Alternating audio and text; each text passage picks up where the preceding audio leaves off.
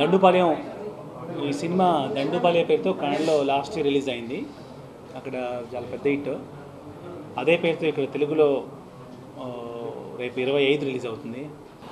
Any kind of emotion is entertainment. ఎంటర్టైన్మెంట్కి అర్థం అదే నా ఫైసే. సో ఏడ్చినా కూడా క్రైమే, లాఫ్టర్ కూడా క్రైమే. సో క్రైమ్ కూడా ఈ సినిమా చేయడానికి ఉద్దేశం ఏదో మెసేజ్ ఇవ్వాలని అసలు తీయలేదు. దిస్ కైండ్ ఆఫ్ పీపుల్ ఉన్నారు అన్నదే ఉద్దేశం. సో 2 hours సినిమా, కొత్త సినిమా ఇవ్వాలన్న ప్రయత్నంలో చేసాం. So end of the day cinema అయిన తర్వాత పీపుల్ విల్ అలర్ట్. అంటే చాలామంది మంచి వాళ్ళు చాలామంది తెలుసుకుంటాం. అలాగే ఇలాంటి కూడా తెలుసుకుంటే will be alert for some more time. ఈ సినిమా ద్వారా అదే తప్ప ఇంకేం లేదు. ఎంటర్టైనర్ అంటే సినిమా 2 hours ఖచ్చితంగా it will entertain you. Of course title and publicity family kind of cinema అని కాదు. సో క్రైమ్ ఇన్వాల్వ్ అయ్యి ఉంటే యూజువల్గా ఫ్యామిలీ ఆడియన్స్ ఈ సినిమా కాదు ఏ సినిమాకు రారు యూజువల్గా. సో ఈ సినిమా నేను పర్సనల్గా ఎందుకు రెఫర్ చేస్తున్నానంటే, ఒకవేళ ఈ బాయ్స్ చూడకపోయినా కూడా ఖచ్చితంగా లేడీస్ చూడాల్సిన సినిమా. ఎందుకంటే దే విల్ అలర్ట్. ఇలాంటి క్రైమ్ ఇంట్లో జరుగుతాయి. సో ఆ మెన్ అంతా బయటకు వెళ్ళిన తర్వాత జరిగే క్రైమ్. సో లేడీస్ చూస్తే at least they will aware. So ఖచ్చితంగా ఈ సినిమా లేడీస్ చూడాల్సిన సినిమా.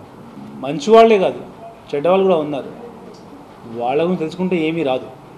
అండ్ వీళ్ళు సొసైటీకి ఏం చెప్పేది ఏం లేదు. బట్ అట్లీస్ట్ వీళ్ళు అలర్ట్. అంటే ఇలాంటి వాళ్ళు కూడా ఉండాలని అలర్ట్ అవుతాం.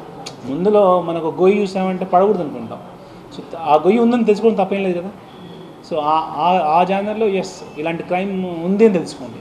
సినిమా ఓకే బికాజ్ అక్కడ కర్ణాటకలో ఇది ఫెమిలియర్ స్టోరీ కాబట్టి చూస్తారు, తెలిసిన కథ కాబట్టి అనుకున్నారు. కానీ విచ్ ఇస్ యూనివర్సల్గా కర్ణాటకలో బెంగళూరులో ఒక మెట్రో కల్చర్ ఉంది. అంటే చాలా కైండ్ ఆఫ్ ఎంటైర్ ఇండియా నుంచి అక్కడ ఉన్నారు. సో ఈ సినిమా నాన్ కన్నడీస్ కన్నా మిగతా వాళ్ళు ఎక్కువ చూశారు. బెంగాలీస్ చూశారు, మరాఠీస్ చూశారు, తెలుగు వాళ్ళు చూశారు.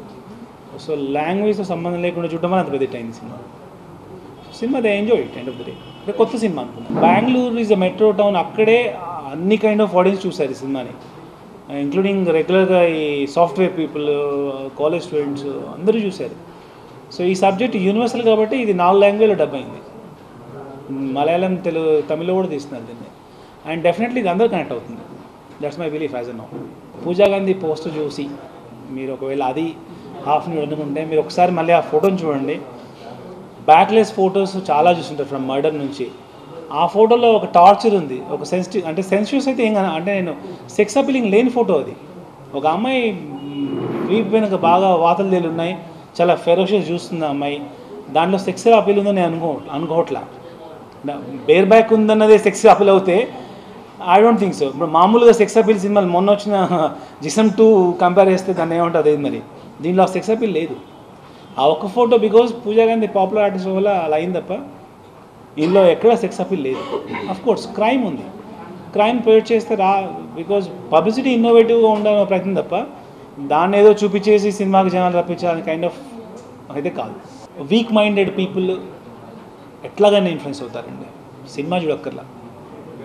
If psychological a person is a weak ఎలాగైనా అవుతాడు.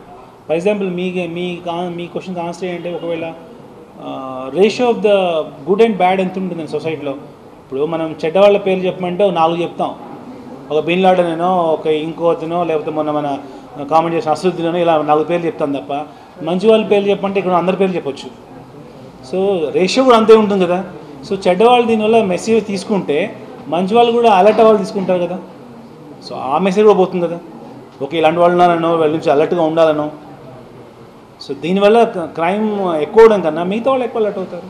So I think in that perspective కొత్త సినిమా మూవీ బఫ్స్ ఎవరైనా, ఫిలిం లవర్స్ ఎవరైనా చూడాలనుకుంటే ఎనీ సినిమా చూస్తారండి.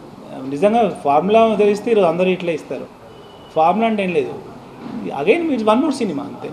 Cinema whether 2 qualities, good cinema bad cinema, అంతవరకు చెప్పగలను. ఈ సినిమా కూడా ఇది ఫార్ములాలో ఉందంటే మరి ఫార్ములా లేకపోతే కర్ణాటక అంత పెద్ద సక్సెస్ అయింది. కన్నడ ఆడియన్స్ అయితే అక్కడ సూపర్ స్టార్ సినిమాలు చూడాలి, ఓపెనింగ్స్ రావాలి. అంటే సూపర్ స్టార్స్కు వచ్చే ఓపెనింగ్స్ ఈ సినిమాకి ఎలా వచ్చాయి? ఇప్పుడు ఎవరో నాకు ఈజ్ఎఫ్ఎం మరాఠీ గైస్, గుజరాతీ వాళ్ళు కూడా కాల్ చేస్తున్నారు. మాకు లాంగ్వేజ్ అర్థం కాదు కదా, సినిమా చూసాం, మేము బయటకు వెళ్తూ మా వైఫ్ని అలర్ట్ చేసాం, మా సిస్టర్ని అలర్ట్ చేసాం అన్నారంటే ఇట్ వెంట్ టు యూనివర్సల్ కదా. ఇంతెందుకు ఈ సినిమా నేను అక్కడ మాత్రమే అవుతానుకున్నాను. రిలీజ్ తర్వాత తెలుగులో ఇంత పెద్దది అవుతుంది నేను ఎక్స్పెక్టెడ్. ఈ సినిమా తెలుగు నేను అదే అనుకున్నాను, తెలుగులో ఇలాంటి సినిమా చూస్తాను అనుకుంటున్నాను కూడా. బట్ ఇట్స్ బిజినెస్ పరంగా డే 1 నుంచి బాగుంది.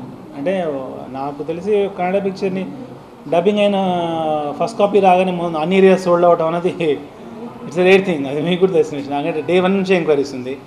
మేము బిజినెస్ ఓపెన్ చేసిన 3 డేస్లో మొత్తం అయిపోయింది. సో ఇట్స్ గుడ్ థింగ్ కదా. తెలుగులో చేస్తానండి, ఈ ఇయరే ఒక సినిమా ప్లాన్ చేస్తున్నాను. దీని సీక్వెల్ ఒకటి ఉంది, అది ఫినిష్ చేసి స్టార్ట్. నా మెసేజ్ అంటే ఈ సినిమాలో సెక్స్ అపీల్ లేదు, బ్లడ్ లేదు, క్రైమ్ కూడా లేదు.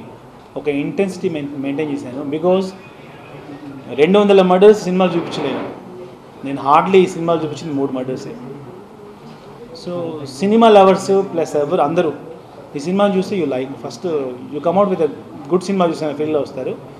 ముఖ్యంగా నేను చెప్పేది అంటే ఖచ్చితంగా అందరూ లేడీస్ సినిమా చూడండి. అట్లీస్ట్ మగవాళ్ళు చూడకపోయిన సినిమా మీరు చూస్తే you will alert. That's my message.